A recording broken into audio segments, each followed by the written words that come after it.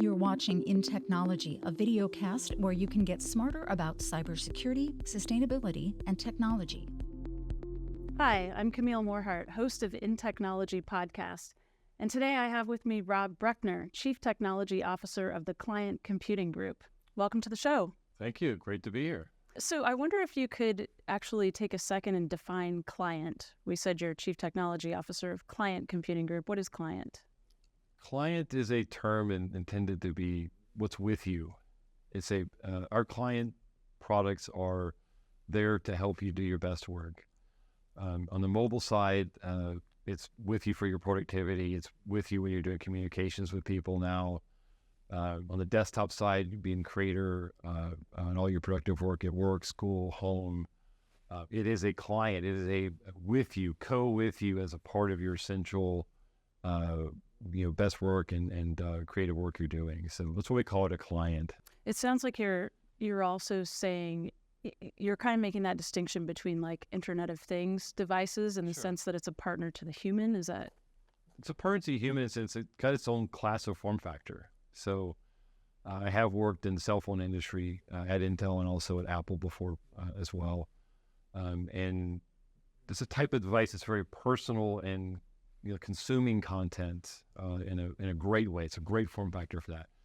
But the personal computer, which has been rumored to be gone again and again and again, the way that it works, the way you interface with it, this user interface by having keyboards, mice, and other types of accessories, having your camera, audio processing as well, it is a really great form factor for doing productive work and creating work. So it brings the best out of people's productivity and creation and all the customers we work with. So yeah, it's a unique form factor, and it continues to have staying power, and people continue to innovate off of it. What kind of what are the next sort of form factors, and are we moving toward like gesture recognition off the device anytime soon?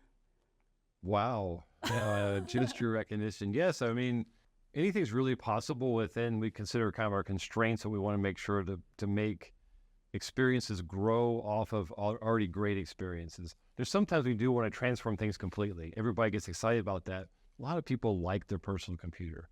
And when you bring a new usage like that, you want to make sure you can still do it within established power envelopes for a mobile class device, or make sure that you're not bringing too much cost into the device itself as well. So people love to see the evolution of these things, models of user experience or models of how a device might work, but they always want to have a really great product at a good price and be able to do a lot of multifunctional topics like this.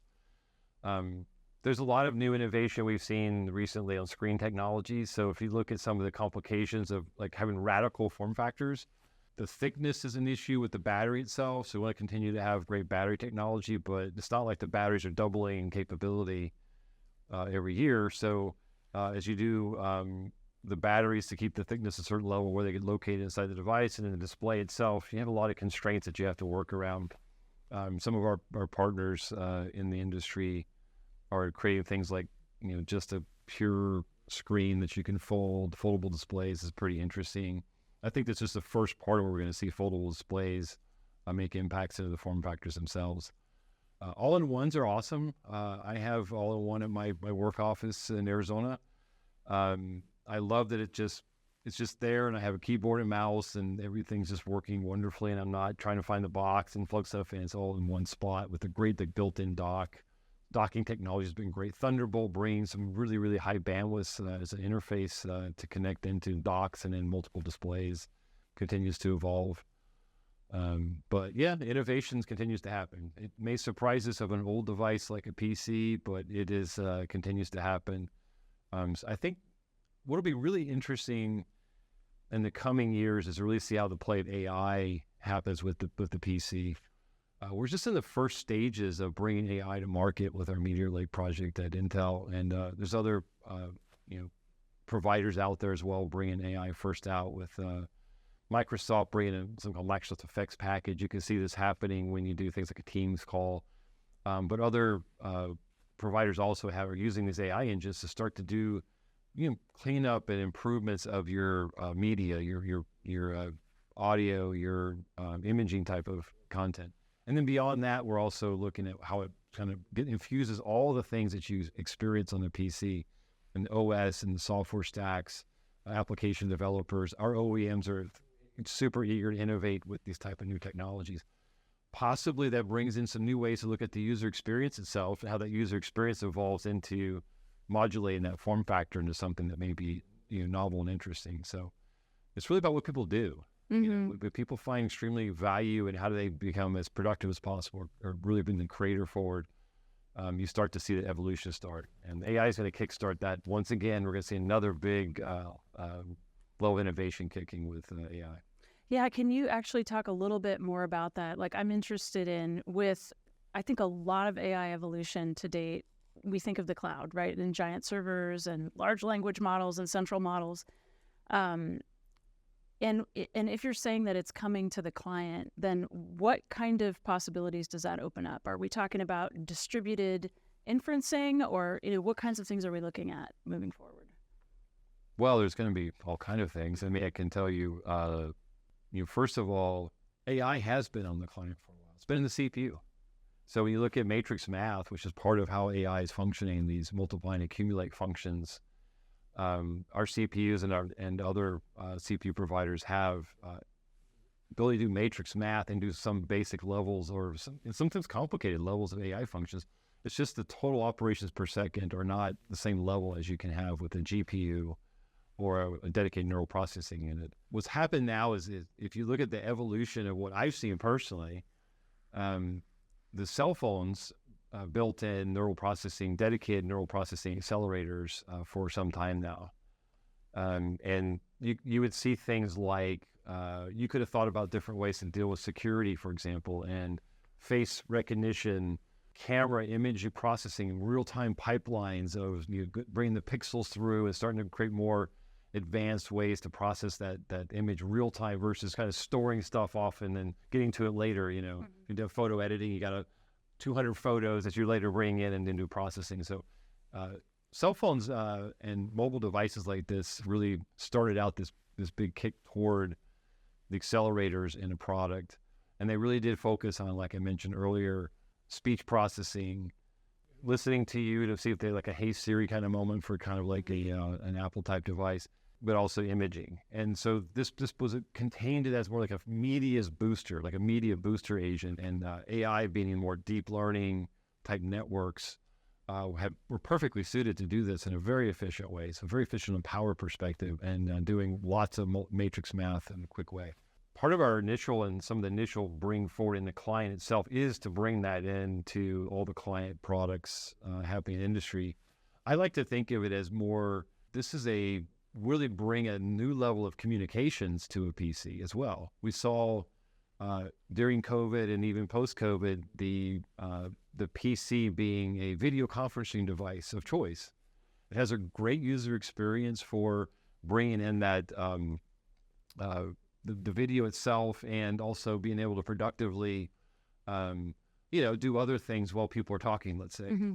It's a PC, so you're busy, you're multitasking. Multitask. Of course, so you're sometimes, I know it never happens to people listening to me, of course, but you might be reading email, you might be doing some document, maybe working on a presentation, you might be doing some image editing, you might be setting up your next Spotify queue while you're on a video conference. And what's cool about bringing in these media effects is that the PC becomes like a really more advanced communication device. Like, you kind of take this for granted from your phone. It just works flawlessly now. So we're bringing this kind of capabilities into the client itself because it's such a now prominent communication device for everybody in the video conferencing era. Now you evolve that forward, and there's a whole nother level of acceleration happening between the CPU, GPUs, DSPs, neural processing units on a client device becomes really interesting because it is that personal device that you have with you. It has a different level of privacy versus what's going up and down the cloud. The security can be better contained, as well as lower latency. So on a client device, all of these are more optimized in that personal client usage models.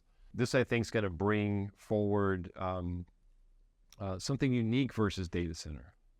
We're very heavy on inference and the side of like utilizing all that months and months and months and months and large numbers of dollars for training your models and optimize your models, bringing them into the user space for those devices you're using every single day and reduce them in a spot where application developers, OS partners can now bring these to bring new user experiences themselves. So the world of inferencing is really about the users and how we're making our lives better and more productive. Versus training is more about creating those models that you want to bring forward. So there's a pretty interesting distinguishing difference. Now the question we have that we're all evaluating in the industry right now is how much can you put on a client? How much can you afford to put on a piece of silicon and also handle battery? Things like memory bandwidths. We typically have 2 channels of memory on a high volume class of PC products. Some of the more advanced language models, transformer, generative AI requires a lot of memory bandwidth. And to bring memory bandwidth into a client requires a lot more money to spend on memory itself. Is it worth it? Yeah, there's going to be products that we have that are going to bring more memory bandwidth. But there are some distinguishing things that you can and can't do super well on a client, and we're continuing to evolve the IP and technology to see how far we can take that. In other places on desktops, and if you look at developers and creators, they may do some actual training on the actual desktop. You have a large number of P tops, which is potential tops, not the efficient what you can actually use them for, on a graphics card. NVIDIA has been doing this for a long time. They are really in the lead here with what they do with CUDA, for example, and but other graphics companies, including Intel, including AMD, are also bringing forward very big AI capability utilizing these graphics solutions. So there's no reason why you can't do some of that training at a smaller scale level. So what Intel, for example, is looking at, and all of the other PC providers and client providers, is how to look at the stack a little more holistically. So that you as a developer thinking through, okay, if I want to train something, initially I'm going to put it on that cloud. I'm going to spend the money on that, and I got to reduce it. How do I start to bring that forward in a common way done in the software aspect, software frameworks, tools, and hopefully then make it more seamless for you to utilize all those resets from server down to the cloud to the edge, and have a more seamless experience. You can predict this instead of using fragmented tool frameworks. So AI is so new, exciting that fragmentation has happened already, right? Right. So there's a lot of which tool should I use? And we and others are trying to bring some sanity to that as well, so we can get those user experiences built in. Can you talk a little bit about like privacy and security and how that's different, or you think it might be changing while AI comes to client a little bit more enthusiastically? Definitely changing a good bit, and I think what's we're all pioneering what to do here, and users vary. Like my view of privacy obviously is very high, given that I don't have a social media preference, for example.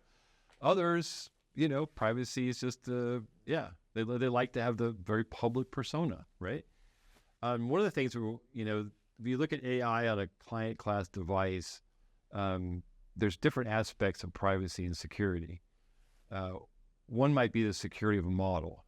So if you have a developer or an application provider that spends lots and lots of money renting out servers for many, many months to create this really IP level model itself, and you start to reduce it and bring it into client for inference type work, how do you secure the model such that the model itself is intellectual property and doesn't get exposed with the actual device? That is your money you spent to develop. It's your right to actually keep that.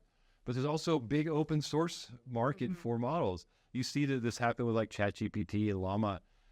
Things will emerge as a new novel usage, and then you've got this awesome open ecosystem of partners that start to mimic it and try to reduce it in a different way. So I think you're going to see both of these dynamics happen, but we're always going to have a model where the security of somebody putting that investment in for something unique and special can be locked down using hardware level security for model class of protection. That's difficult. Models can be very big.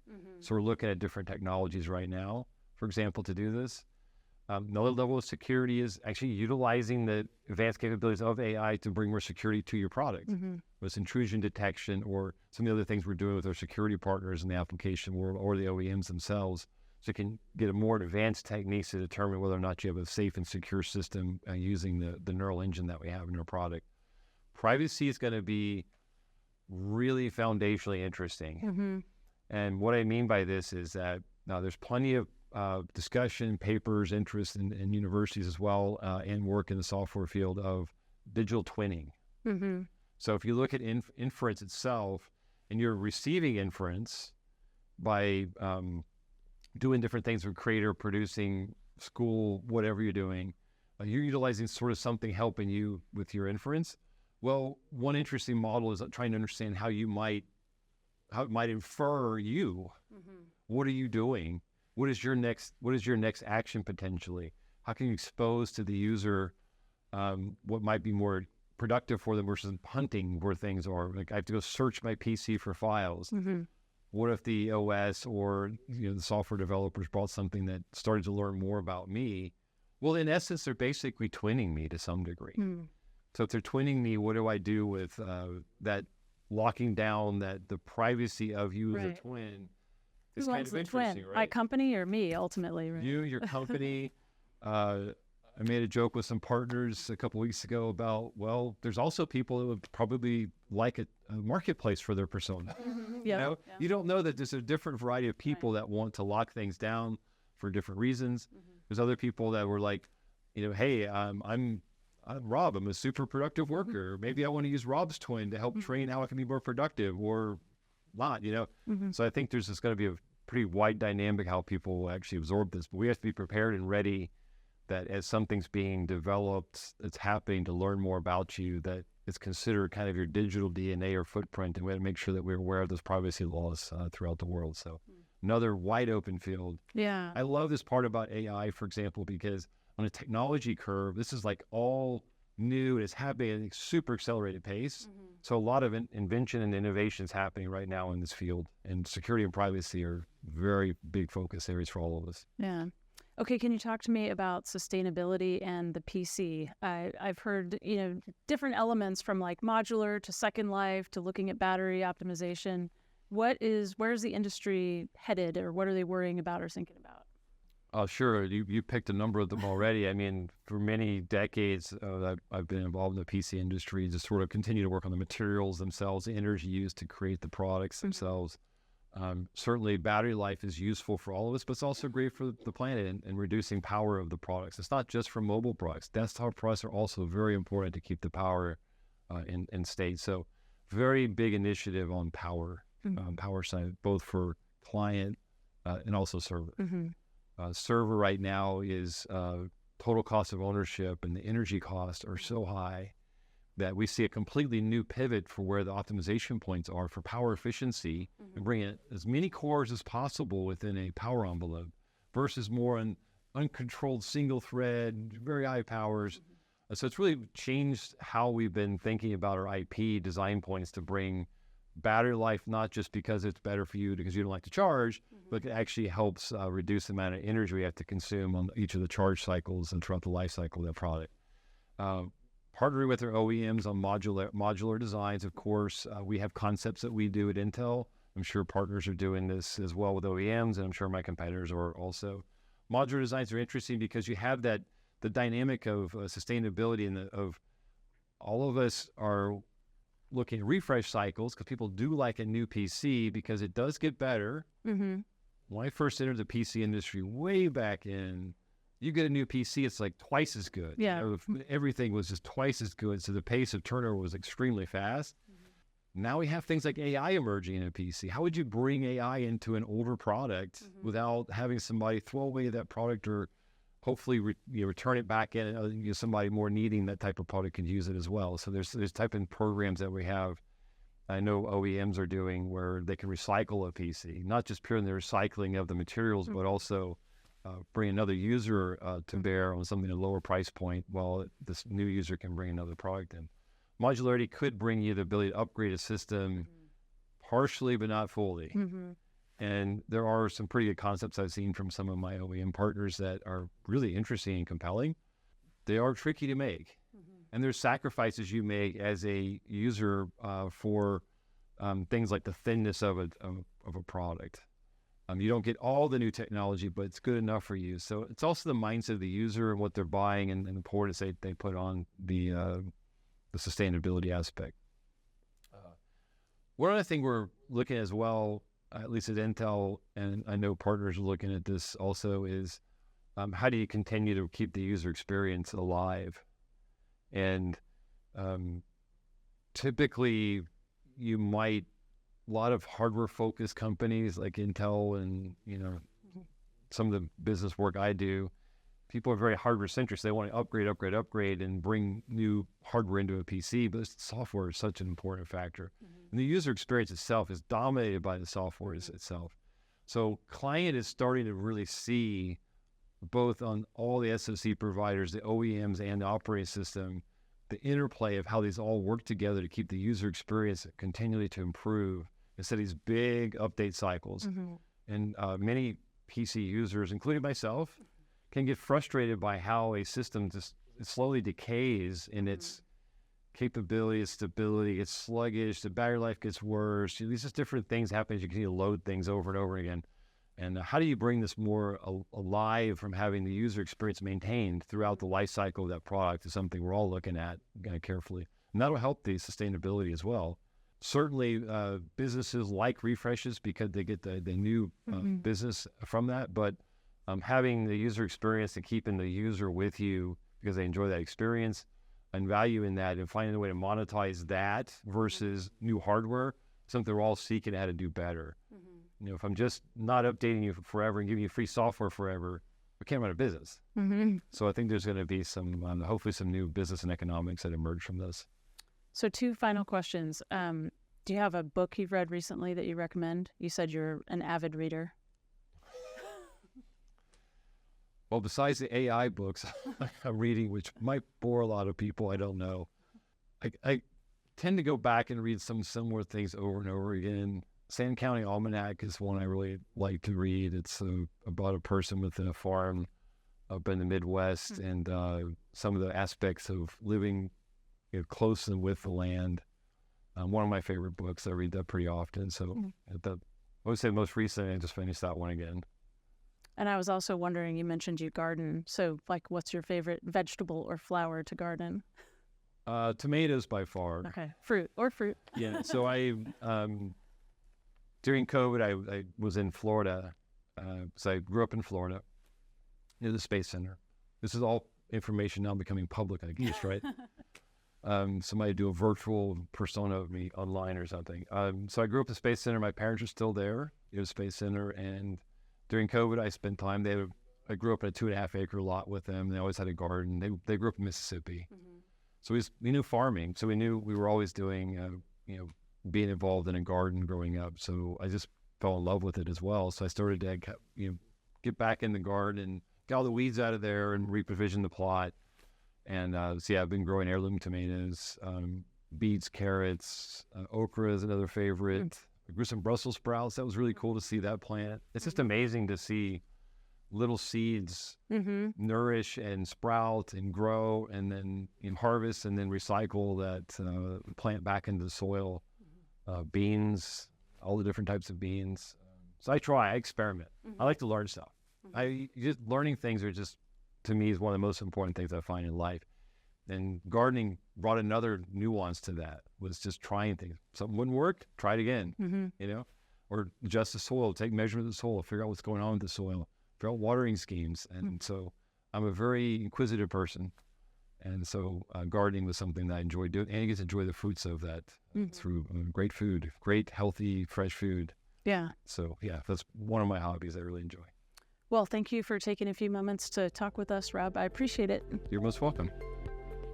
Never miss an episode of InTechnology by following us here on YouTube or wherever you get your audio podcasts. The views and opinions expressed are those of the guests and author and do not necessarily reflect the official policy or position of Intel Corporation.